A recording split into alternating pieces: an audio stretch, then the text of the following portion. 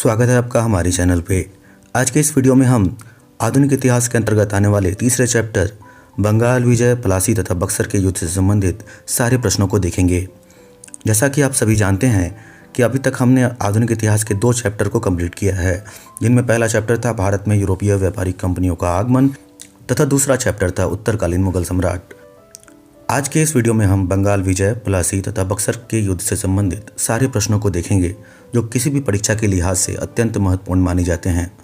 तो आइए शुरू करते हैं प्रश्नों के सिलसिले को। आज का पहला प्रश्न है, मुर्शीद कुली खां बंगाल का सूबेदार कब से कब तक रहा?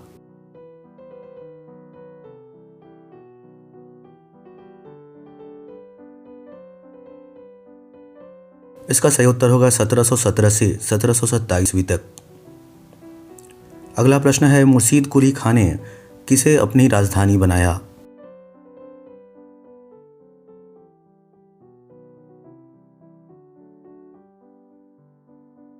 मुर्शिदाबाद को।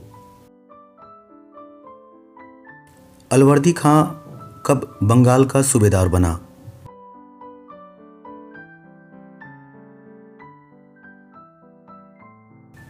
1740 ईस्वी में अलवर्दी खां बंगाल का सूबेदार बना। किसकी हत्या कर अलवर्दी खां बंगाल का सूबेदार बना?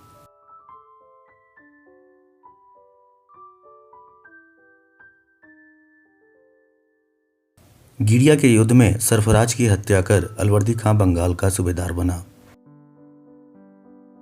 अगला प्रश्न है, अलवर्दी खां कब से कब तक बंगाल का सूबेदार रहा? –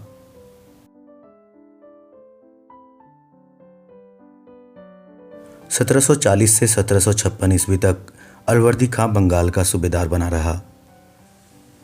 अगला प्रश्न है, अलवर्दी खां की कितनी पुत्रियां थीं?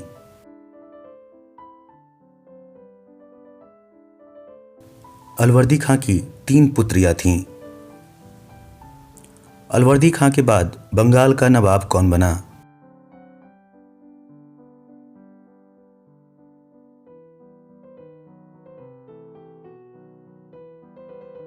अलवर्दी खां के बाद बंगाल का नवाब सिराजुद्दौला बना।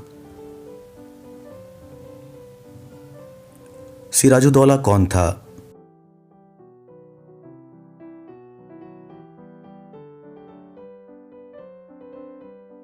सिराजुद्दौला अलवर्दी खां के पटना वाली बेटी का पुत्र था।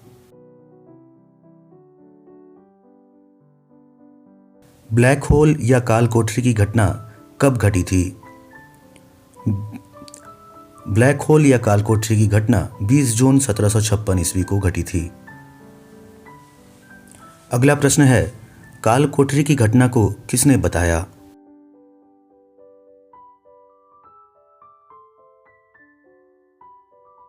हॉलवेल ने। ब्लैक होल या काल कोठरी की घटना क्या थी?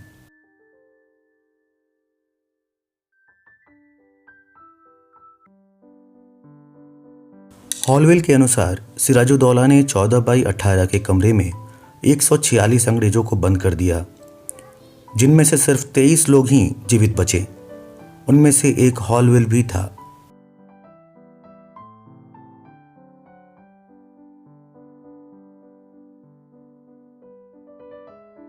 प्लासी की लड़ाई का तत्कालिक कारण क्या माना जाता है?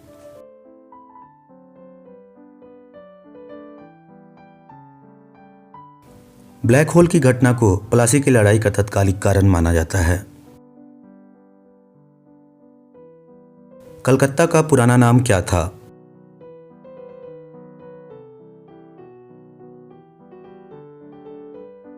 कलकत्ता का पुराना नाम अलीनगर हुआ करता था। कलकत्ता का अलीनगर नाम किसने रखा था?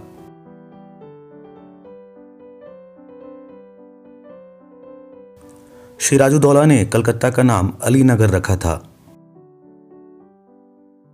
प्लासी की लड़ाई कब हुई थी? –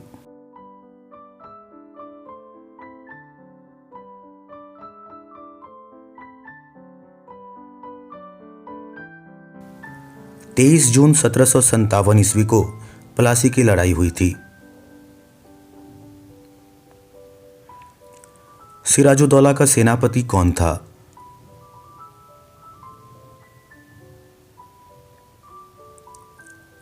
मीर जाफ़र। दोस्तों, आपकी जानकारी के लिए हम बता दें कि हमारे चैनल पर आधुनिक इतिहास के अलावे प्राचीन इतिहास और मध्यकालीन इतिहास के भी सीरीज चल रहे हैं, जो कि पूरे तरीके से चैप्टर वाइज हैं। और आने वाले कुछ दिनों में हम पॉलिटी, भूगोल और विज्ञान से संबंधित भी वीडियो जल्द से जल्द अपलोड करने की कोशिश करेंगे। हमारे वीडियो के माध्यम से आप कैसे ज़्यादा से ज़्यादा लाभ उठा सकते हैं, इसके लिए आप हमारे पाषाण काल के अध्याय को ज़रूर देखें, जो कि प्राचीन इतिहास का पहला अध्याय है। उसका लिंक हम आपको वीडियो में डाल देंगे। वैसे संक्षेप में बताएं तो आप अलग अलग विषयों के अलग अलग नोटबुक रखें और जैसे जैसे चैप्टर वाइज हमारे वीडियो में बताए जा रहे हैं प्रश्न, वैसे वैसे चैप्टर वाइज आप प्रश्नों को उन चैप्टर के नीचे लिखते जाएं, जो कि बिल्कुल क्रम से होने चाहिए। हमने कोशिश की है अपने वीडियो में कि हमारे जितने भी चैप्टर से संबंधित प्रश्न हैं वो एक कहानी के तौर पर सीरियल वाइज हों।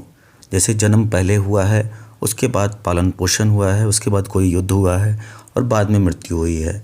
तो हमने भी प्रश्नों को ऐसे ही सीरीज में सजाया है, जिससे 2 से 4 या 10 बार पढ़ने पर आपको एक कहानी के तौर पर सारी चीज़ें क्रम से याद होती चली जाएंगी। आइए देखते हैं अगले प्रश्न को। अगला प्रश्न है, सिराजुद्दौला की मौसी कौन थी?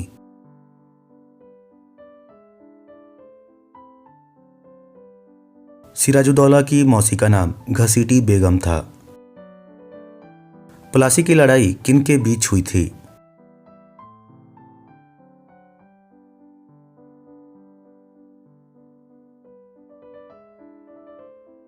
प्लासी की लड़ाई सिराजुद्दौला और अंग्रेजों के बीच हुई थी। 19वां प्रश्न है, प्लासी की लड़ाई में कौन जीता?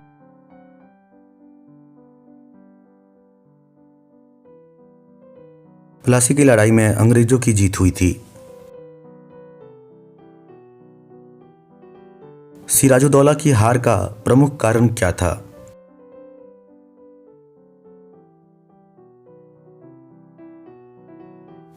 सेनापति मीर जाफर के साथ साथ सिराजुद्दौला के करीबी लोगों का अंग्रेजों के साथ मिल जाना ही सिराजुद्दौला की हार का प्रमुख कारण बना।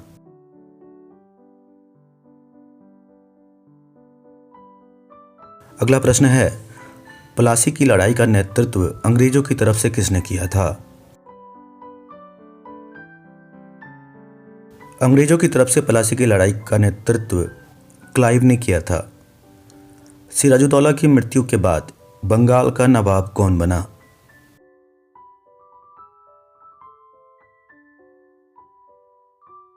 सिराजुद्दौला की मृत्यु के बाद बंगाल का नवाब अंग्रेजों ने मीर जाफर को बनाया। मीर जाफर का कार्यकाल क्या था?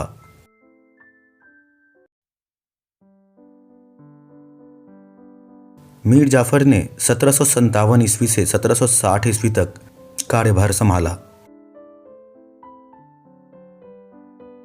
1760 में कौन बंगाल का नवाब बना? मीर कासिम, जो कि मीर जाफर का दामाद था। बंगाल की राजधानी क्या थी? बंगाल की राजधानी मुर्शिदाबाद थी। अगला प्रश्न है, किसने बंगाल की राजधानी मुर्शिदाबाद से बदलकर मुंगेर बनाया?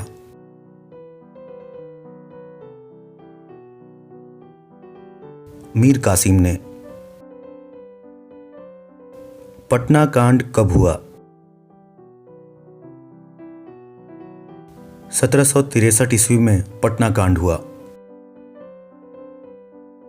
पटना कांड में किस ब्रिटिश पुलिस अधिकारी की हत्या मीर कासिम ने करवाई थी?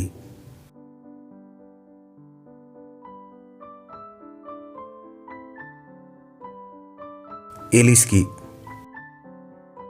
किस घटना के बाद अंग्रेजों ने मीर कासिम को हटाकर पुनः मीर जाफर को बंगाल का नवाब बनाया?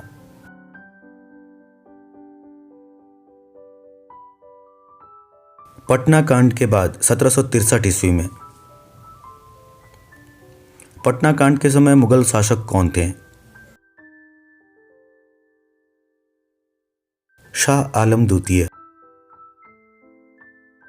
पटना कांड के समय अवध के नवाब कौन थे?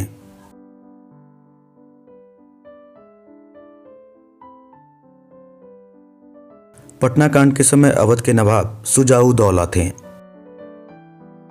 गद्दी से हटाए जाने के बाद मीर कासिम किन दो शासकों से मिला?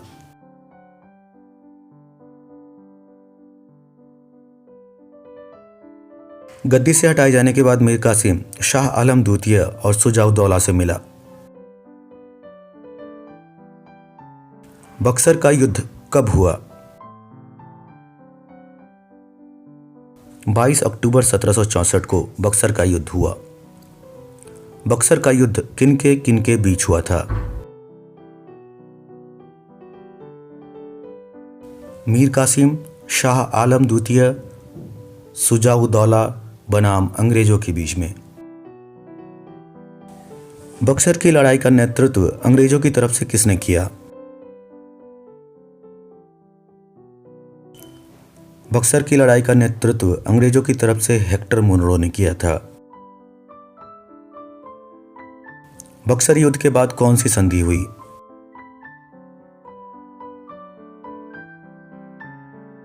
बक्सर युद्ध के बाद इलाहाबाद की संधि 1765 ईस्वी में हुई थी। इलाहाबाद की संधि अंग्रेजों ने किन दो शासकों से की? अंग्रेजों ने मुगलों से 12 अगस्त 1765 को तथा शुजा-उद-दौला से 16 अगस्त 1765 को संधि की थी।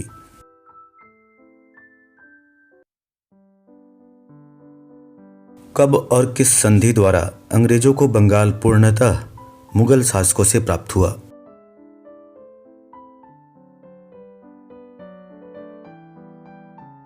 इलाहाबाद की संधि 1765 द्वारा। अगला प्रश्न है, द्वैत शासन का प्रारंभ कब हुआ?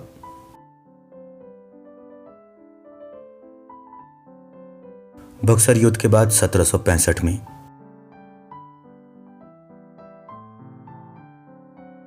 द्वैत शासन क्या था?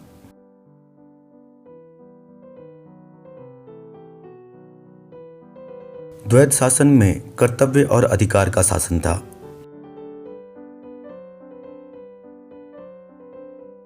द्वैत शासन का आरंभ कहाँ हुआ?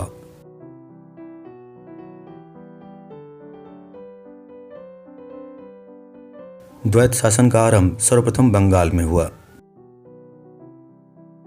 द्वैत शासन को कब समाप्त किया गया?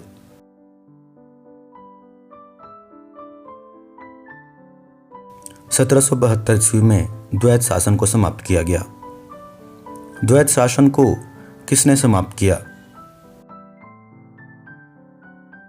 वारेन हेस्टिंग्स ने। तो दोस्तों, यह था आधुनिक इतिहास के तीसरे अध्याय के सारे प्रश्नों और उत्तर। अगले वीडियो में हम आंग्ल मैसूर युद्ध, हैदर अली एवं टीपू सुल्तान से संबंधित ऐसे सारे प्रश्नों को देखेंगे जो किसी भी परीक्षा के लिहाज से अत्यंत महत्वपूर्ण माने जाते हैं। अगला वीडियो आते ही आपको इसकी जानकारी तुरंत मिल सके, इसके लिए हमारे चैनल को सब्सक्राइब कर बेल आइकन को जरूर दबा लें। इस वीडियो को देखने के लिए आपका धन्यवाद।